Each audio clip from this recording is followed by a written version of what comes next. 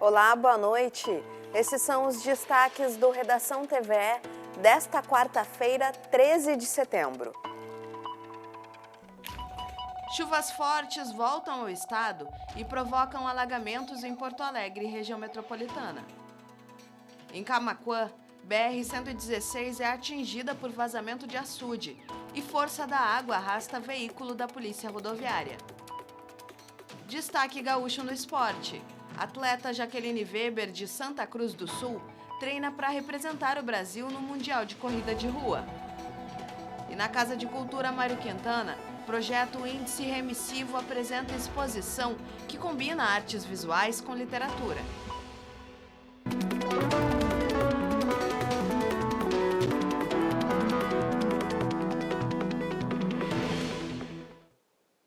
A chuva que voltou a cair volumosa sobre o estado atingiu com força a região metropolitana.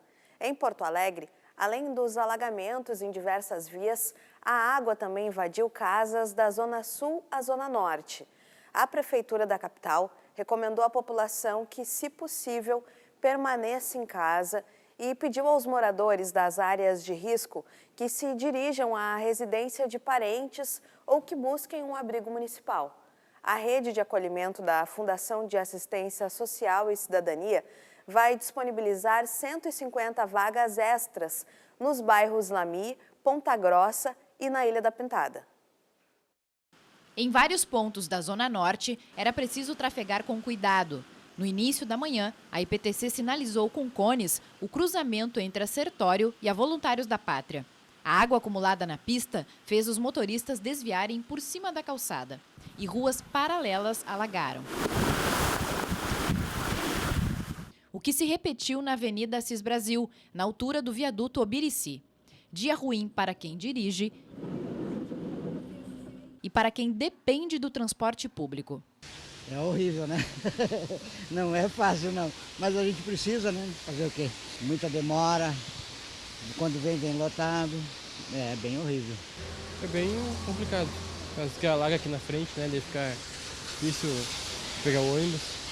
Os atrasos também, de vez em quando. Tem que sempre carregar a sacolinha, né? Para ficar um pouquinho menos molhado, né? No transporte, para não molhar as pessoas também, né? Tá bem difícil. A gente sabe que precisa chover, né? Para encher, para ter água, coisa, mas tá demais. São Pedro pode dar uma acalmada aí. Desde a última semana, São Pedro não alivia.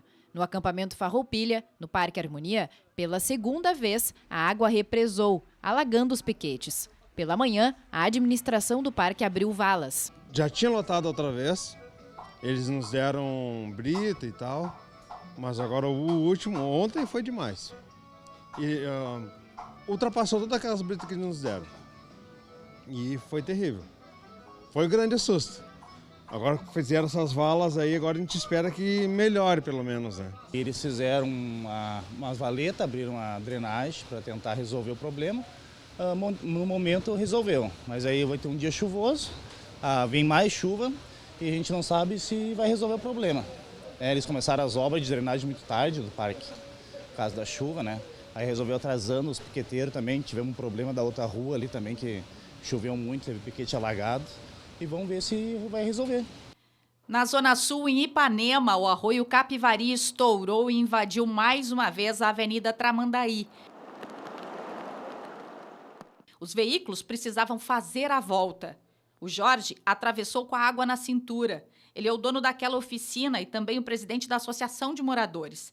Decidiu bloquear a passagem com o guincho porque logo cedo precisou fazer um resgate. De manhã eu resgatei uma senhora com 2 crianças dentro do carro, já estava enchendo o carro d'água, já estava passando o capô. Foi o tempo que eu cheguei, tomei o café, recebi a ligação, fui lá, resgatei ela, larguei ela na casa dela com as crianças.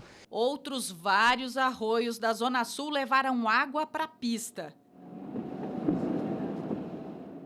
No extremo sul, algumas ruas mais baixas do Lamy ficaram tomadas pela água. O Daniel é morador e já sabia que o carro passaria, porque tem experiência. A gente tem que passar por isso aí todo dia, dizendo que não chove, né? Essas casas aqui, essas casas do começo estão tudo cheias d'água. A dona Mari tinha feito um muro novo e levantado a entrada. Ontem, vendo o alagamento aumentar, também colocou sacos de areia nas portas, mas não adiantou. Na área dos fundos já tem uns 30 centímetros de água. Ela, que normalmente já mantém os móveis sobre tijolos, faz o que pode para não aumentar o prejuízo. Que nem lá no banheiro, lá, estou tentando botar para fora, né? Para não passar para cá, né? Como aquele tapete que tu viu ali, eu já tirei daqui, para não ter problema de molhar. E dá tristeza, né, gente? Fazer o quê, né? A outra vez entrou água por tudo, né? Meu roupeiro lá, se for desmanchar ele não vai prestar mais, porque ele é aglomerado, né? E aí ele apodrece tudo embaixo, né? O nível alto do Guaíba já toma as quadras de futebol e toda a área de balneário nas margens, ao lado do Parque do Lamy. Além das chuvas, a atenção agora é para o vento, que contribui represando e elevando o nível das águas. E os motoristas da capital que perderam a placa dianteira do veículo nos alagamentos terão 3 dias para regularizar a situação sem risco de multas. A IPTC informou que vem recolhendo as placas encontradas nas ruas. Os interessados podem consultar o serviço de atendimento ao cidadão pelo telefone 118 para saber se a sua placa foi encontrada. A retirada acontece na sede da empresa, no bairro Azenha, das 9 da manhã às 4 da tarde. E a Defesa Civil do Estado emitiu um novo alerta hoje à tarde sobre o risco de inundações, principalmente no delta do Jacuí, devido à elevação do Guaíba. O alerta é válido até às 11 da manhã desta quinta-feira. As chuvas também causaram transtornos e pontos de alagamento no município de Guaíba.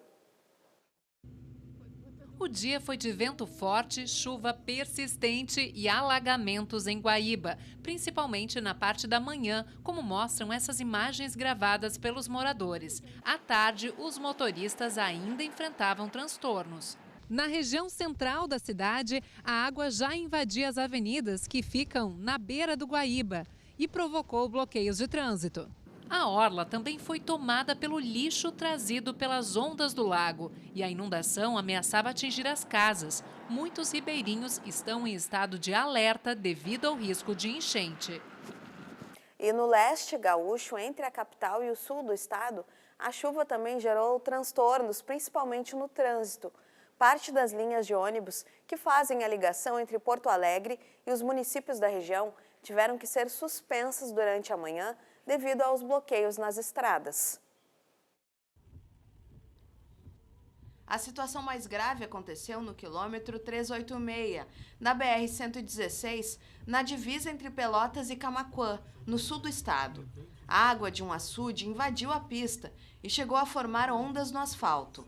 A força da água arrastou uma viatura da Polícia Rodoviária Federal. O policial rodoviário precisou se agarrar na parte de cima do veículo. Em Mariana Pimentel, também na região sul, a água da cascata do Português passou por cima da ponte. E em Tapes, imagens aéreas mostram que a enchente se espalhou por toda a cidade.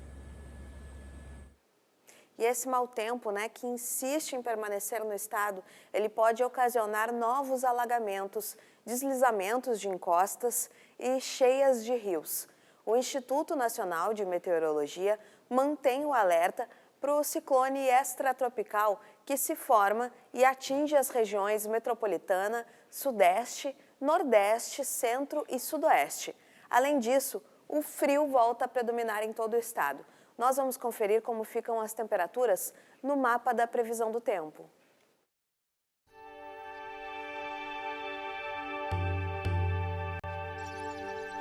Ao longo do dia, o sistema de baixa pressão atmosférica que atua sobre o Rio Grande do Sul se afasta rapidamente rumo ao oceano, onde se transforma em um ciclone extratropical. A circulação da umidade do ciclone mantém o tempo instável na metade leste do estado, com risco de vendavais que podem chegar até 90 km por hora no litoral. Já na metade oeste, a instabilidade perde força, com sol e poucas nuvens nas regiões de fronteira. As temperaturas diminuem e as máximas ficam abaixo dos 20 graus em todas as áreas. Em Porto Alegre, variação de 9 a 16 graus. entre 12 a 15 graus em Rio Grande. E em Uruguaiana, céu limpo, com grande variação de temperatura, indo dos 5 para os 18 graus. E o tradicional desfile Farroupilha do 20 de setembro não vai ser realizado este ano em Porto Alegre. Em comunicado oficial, o movimento tradicionalista gaúcho, as entidades afiliadas e o governo do estado pretendem transformar o evento em um ato de solidariedade, com cavalgadas regionalizadas para arrecadar doações aos atingidos pelas enchentes da semana passada. As mobilizações vão ser organizadas nos bairros, com pontos de encontro nos centros de tradição gaúcha. Nós vamos agora a um breve intervalo. Na volta tem as informações do esporte. E conheça o projeto Índice Remissivo, que une artes visuais e literatura. Em Porto Alegre, mais um dia de muita chuva e umidade. Neste momento, no alto do Morro Santa Teresa, temperatura estável na casa dos 14 graus.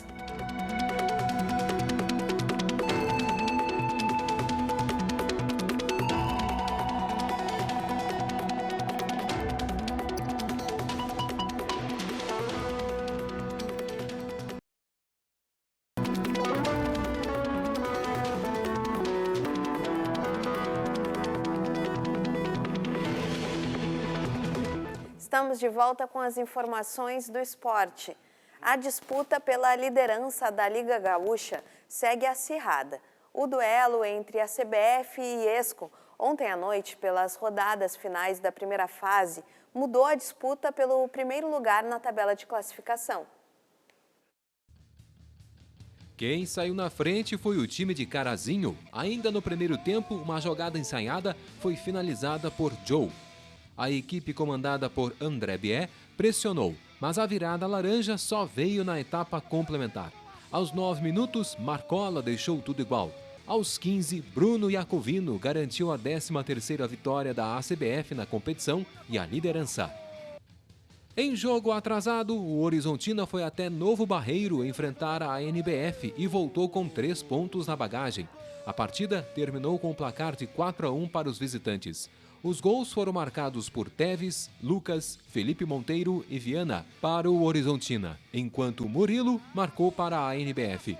Com o resultado, o Horizontina Futsal pula para 27 pontos, ocupando a 5ª colocação, enquanto a NBF permanece com 15 pontos na 14ª posição.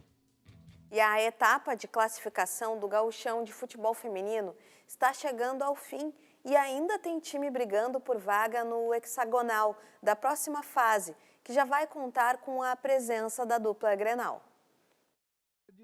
2 equipes já estão garantidas matematicamente no hexagonal. São elas o Juventude e o Flamengo de São Pedro, que também é conhecido por Gurias do Yucumã. Na briga pelas outras 2 vagas disponíveis estão Brasil de Farroupilha, Cruzeiro, Elite e Futebol com Vida. Tudo vai ficar definido na tarde do próximo domingo com a realização da última rodada da fase classificatória. Cruzeiro e Elite fazem um duelo direto em Cachoeirinha. Já o Brasil irá encarar o Vidal Pro no Paço da Areia, na zona norte da capital. O Futebol com Vida, por sua vez, recebe o Flamengo em Viamão. Antes, ainda tem uma partida atrasada na rodada 1. É nesta quarta, em Bagé, quando o Lanterna Guarani vai ter pela frente o Futebol com Vida. Classificadas com 2 rodadas de antecipação, as gurias do Juventude mostraram a sua força durante toda a primeira fase da competição.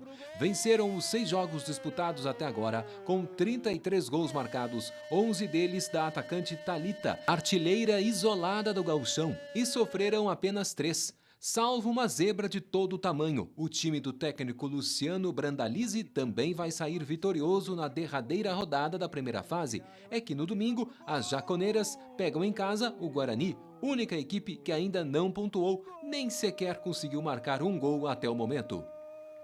Convocada para representar o Brasil no Mundial de Corrida de Rua, a carreira da atleta gaúcha Jaqueline Weber, de Santa Cruz do Sul, tem mudanças em vista. Nós vamos conferir na reportagem da nossa parceira, a Unisque TV. Não tem tempo feio que faça ela sair da pista. Aliás, 2023 tem sido um dos melhores anos da carreira da atleta meio-fundista Jacqueline Weber.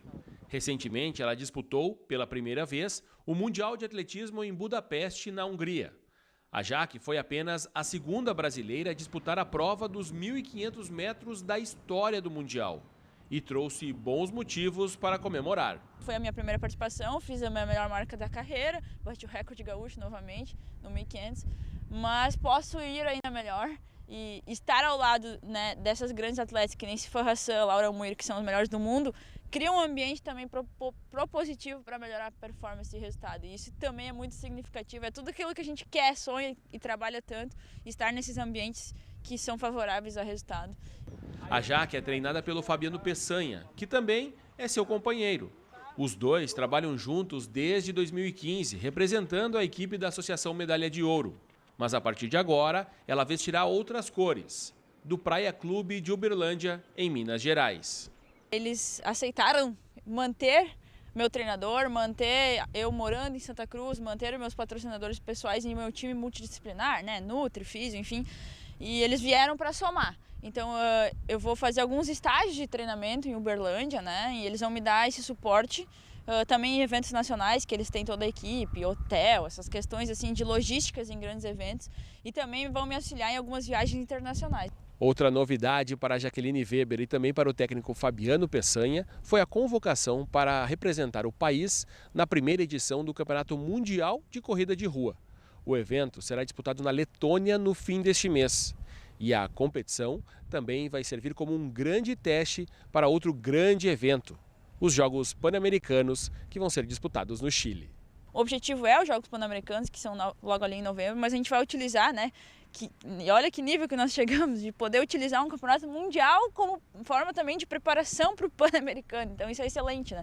Justamente para a atleta Jaque ficar mais cascuda, chegar do lado de atletas muito top a nível mundo e ficar mais confiante com isso ser um pouco mais natural e cada vez eu me ambientar mais com esse nível de competição. Esse ano ela vem de quebra de recorde pessoal nas duas provas, no 1.500 e no 800, quebra de recorde gaúcho, né?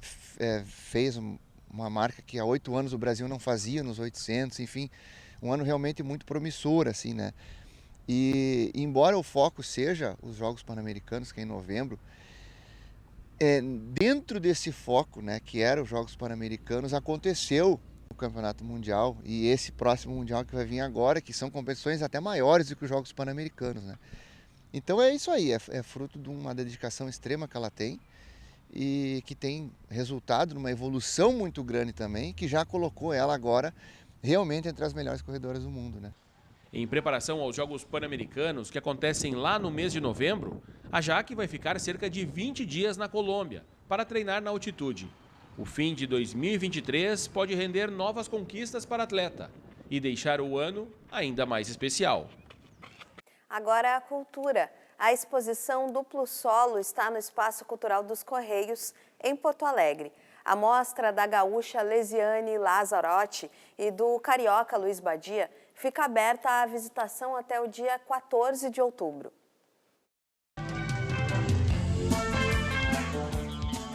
As 25 obras dos artistas radicados no Rio de Janeiro revelam um ponto em comum: a temática voltada a mulheres e à natureza. A mostra Duplo Solo traz à capital telas de grandes dimensões que impressionam tanto pela beleza quanto pelo caráter intimista. As árvores de Lesiane mostram as diferentes formas de caules e raízes que remontam a um cenário mágico e às emoções femininas.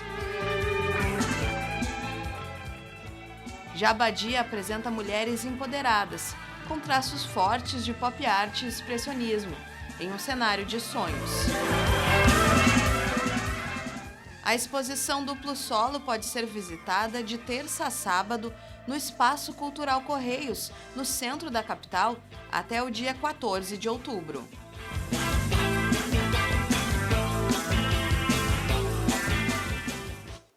Uma exposição de arte e uma estante de livros.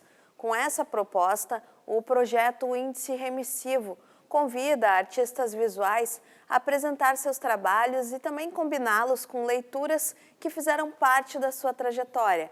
A estreia é com a Camila Elis.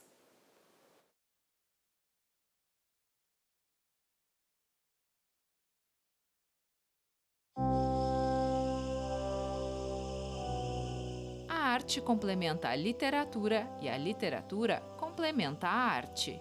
A proposta da exposição Índice Remissivo é reunir livros e obras de artes visuais que conversam entre si. Afinal, há uma forte ligação entre essas formas de expressão, seja nos processos criativos ou na vivência de artistas e do público. Camila Elis recebeu o convite para fazer esse diálogo na primeira edição do projeto. Bom, eu sou uma leitora e os livros fazem parte do meu processo criativo desde o início dele. Então, a partir do momento que eu começo a pensar um trabalho ou que eu começo, enfim, a estudar o que vai ser a temática do meu próximo projeto, os livros têm uma parte importantíssima nisso. Tanto a literatura quanto a filosofia. E aí, durante o processo, eu também vou entrando e trazendo as coisas da leitura e da escrita também para o meu trabalho. Para compor a estante de livros da mostra, Camila Elis escolheu, junto com os curadores Thaís Cardoso e Daniel Galera, obras que dialogam com seu trabalho, como exemplares da coleção Mestres da Pintura e O Acontecimento, de Annie Ernaux, um livro sobre memórias.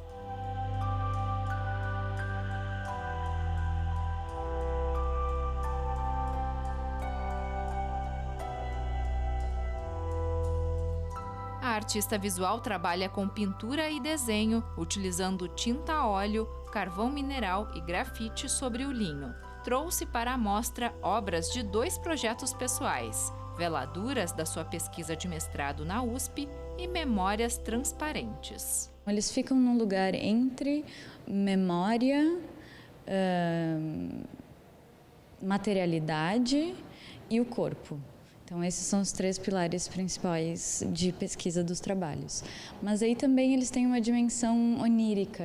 Eu me referencio muito a sonhos e as memórias dos sonhos, como é onde ficam as nossas memórias de toque, enfim, essas coisas abstratas que estão dentro da gente, do nosso corpo. A primeira edição de Índice Remissivo, com obras de Camila Elis, pode ser visitada na Galeria Maria Lídia Maliani, na Casa de Cultura Mário Quintana, até 1º de outubro.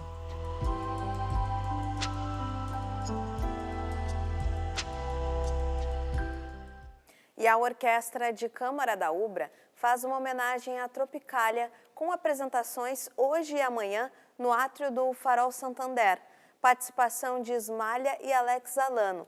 E a regência é do Tiago Flores. Nós encerramos com a orquestra, voltamos amanhã às 6h30 da noite. Na sequência, tem as notícias nacionais do Repórter Brasil. Uma boa noite e se cuide.